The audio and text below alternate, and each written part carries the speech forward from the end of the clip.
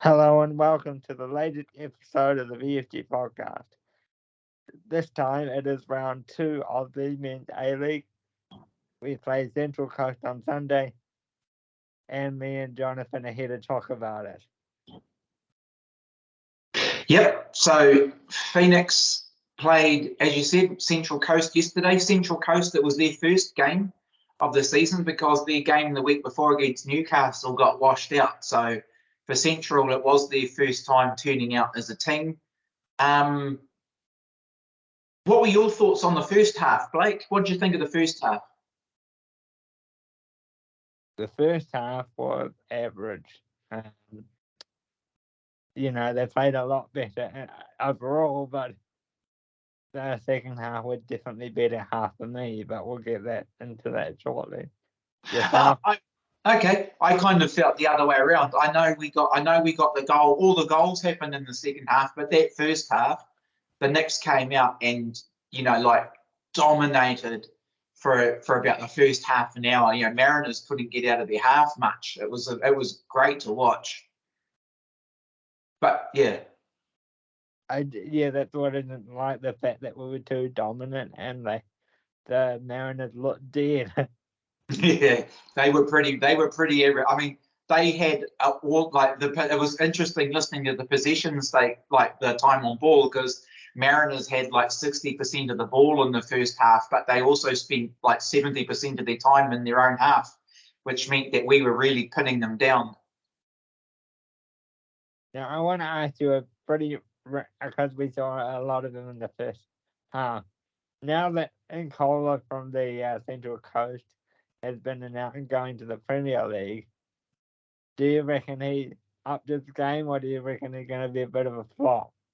Because based on yesterday, he didn't look very effective for someone that's going to the Premier League.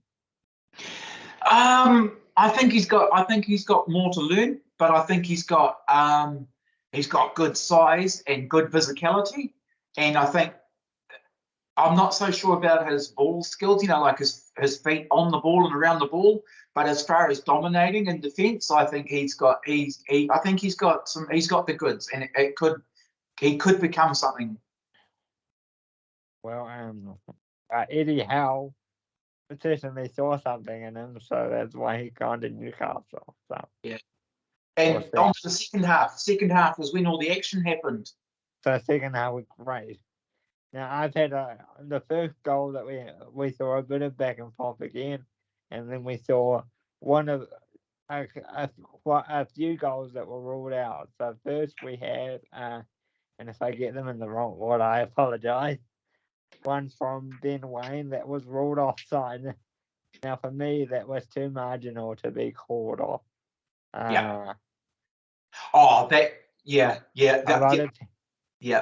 A lot of people disagree with me and say, well, it was the right call. But for me, I don't know about you, but for me, it was just a tad too marginal.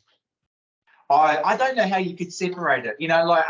Literally there was just maybe millimeters between Ben being onside and being offside. But VAR being VAR ruled against us. But I felt that was a goal too. That second, his reply a few minutes later was even better.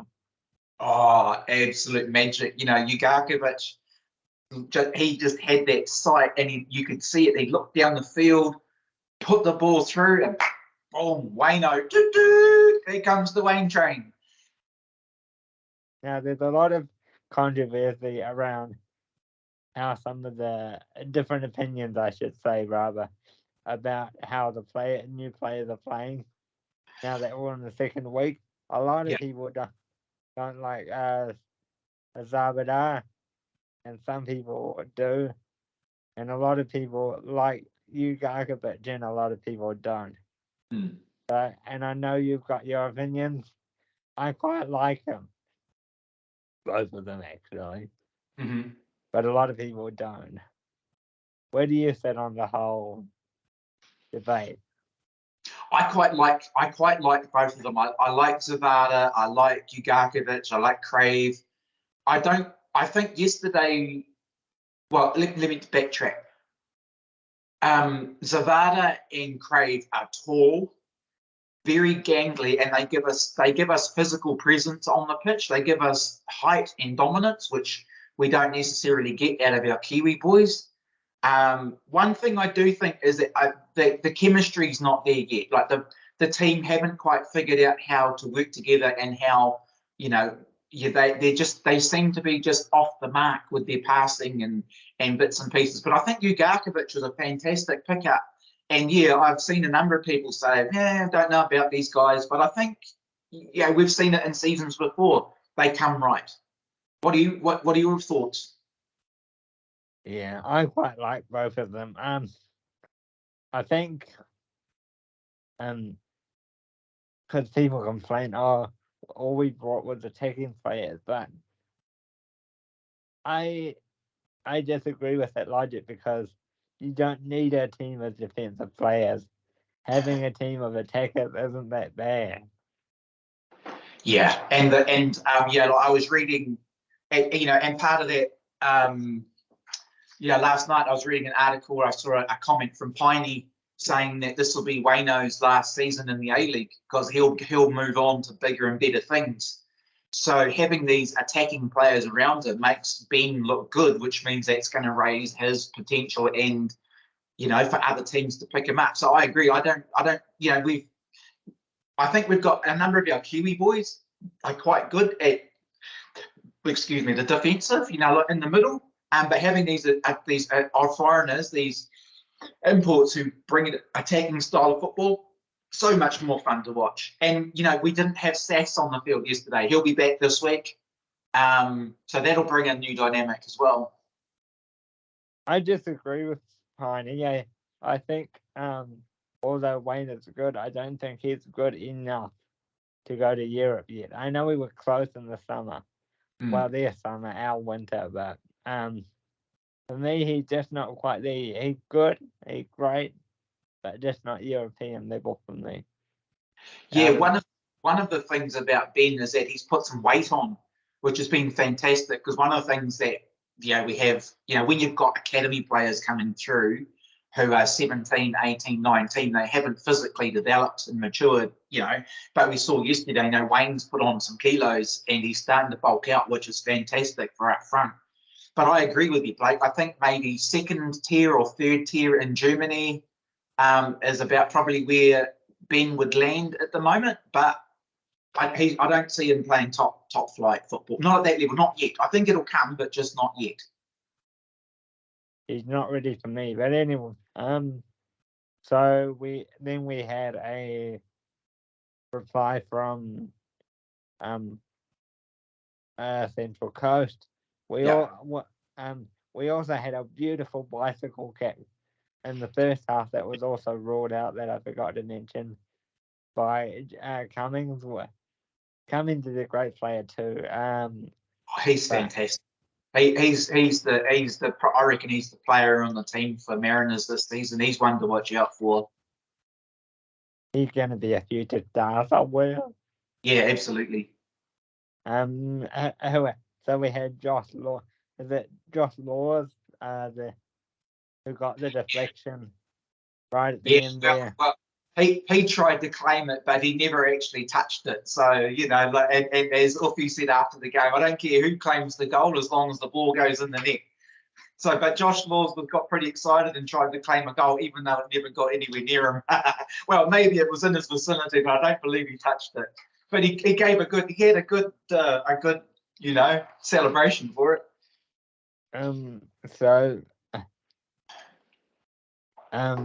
Any other thoughts on the Phoenix game? Because there's a couple of quick hits that I want to touch on. I think we should have won. I think the Knicks should have won either 1-0 or 2-0. I think the Mariners 2 goals in quick succession after we scored. There was one point where Laws and Wooten were just absolutely all at sea. And I've heard, I had a couple of people say, well, that was Ugarkovic, and our midfield let them down. And so the guys at the back were having to do too much. But at the same time, these are professional footballers, and Laws and Wooten are there at the back to do a job. And if they're not defending and stopping goals, we've got an issue. So a 2-2 draw, I think, is being biased and a Knicks supporter, I don't think it's a reflection of the game. I think we should have won 2-1 or something. But overall, 2 points from 2 games. We should potentially have 4, with one draw and 1 win, but we can't change it. It's in the books now. And on Saturday at 7 p.m. New Zealand time, we go to Newcastle.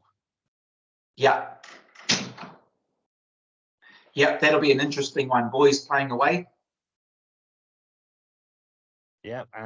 So just quickly, in the media this week, we had Ufi put his hand up seemingly for the All White job after coach Danny Hay decided not to renew his contract.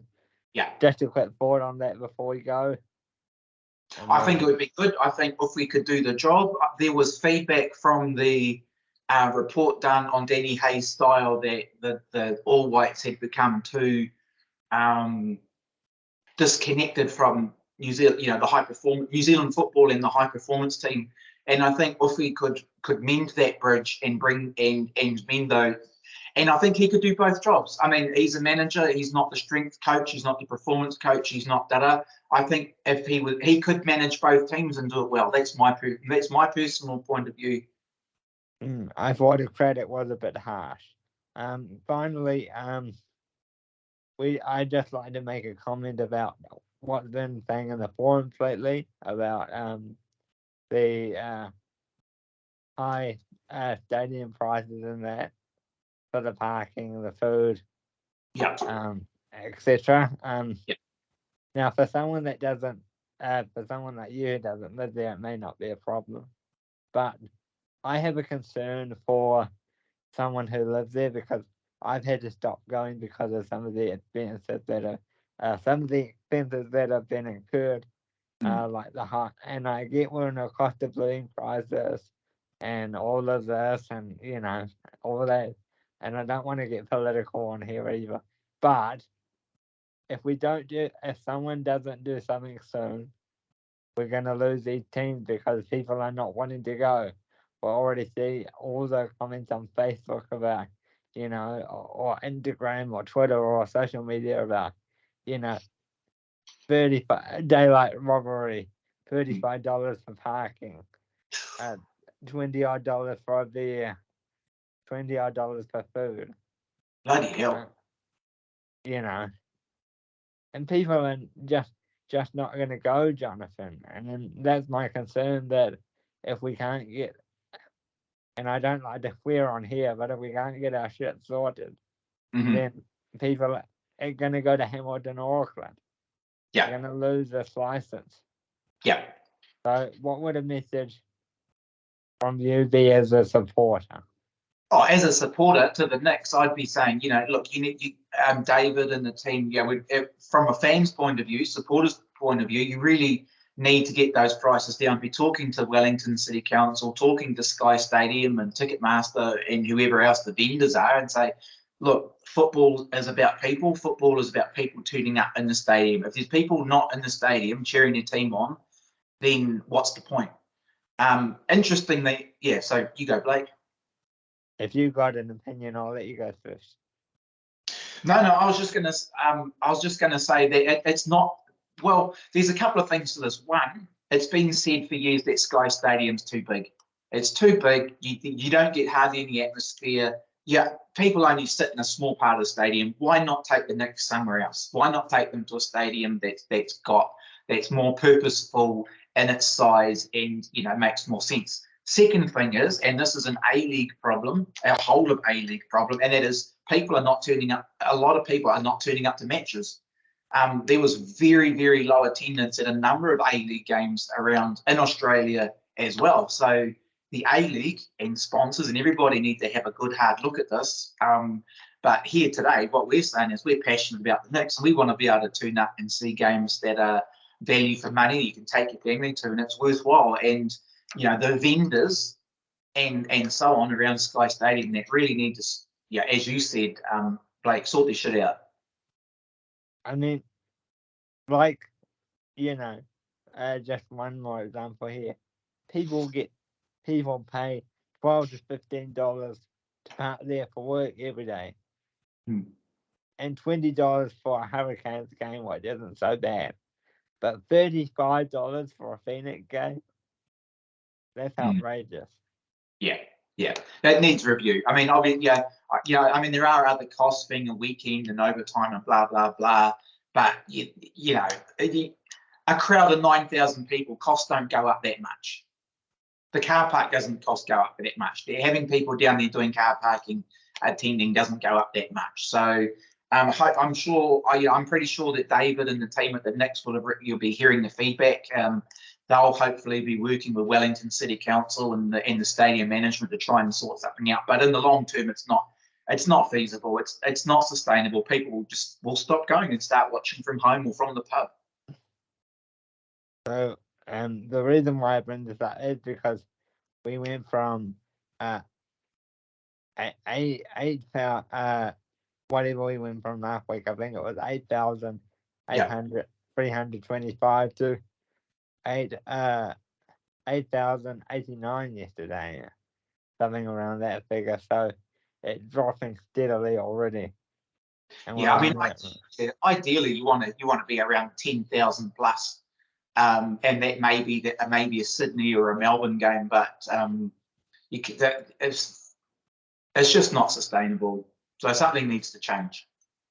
Again, we would love more opinion about this topic in our social media. You can find us on Twitter and Instagram at Flight of the Knicks, and you can find us on Facebook in our lowdown page as well.